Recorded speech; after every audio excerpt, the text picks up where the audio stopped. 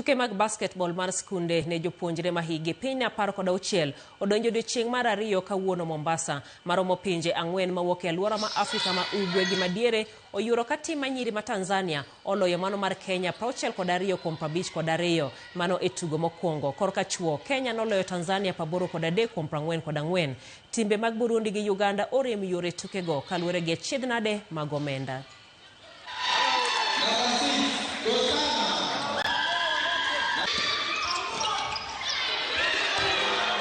Mimi imekuwa moto na tunajikaza tupate ushindi na watoto wamejikakamua kuwa hapa. Everything is about investment, yeah, and development. Focus more on development. We can see even the West Africans, their investment is not of like 2 years ago. It's a decade, centuries of investment, a long time. So we need to focus more on investment of youth programs. Madhumuni yake hasa ni kudevelop na kuprepare for next year.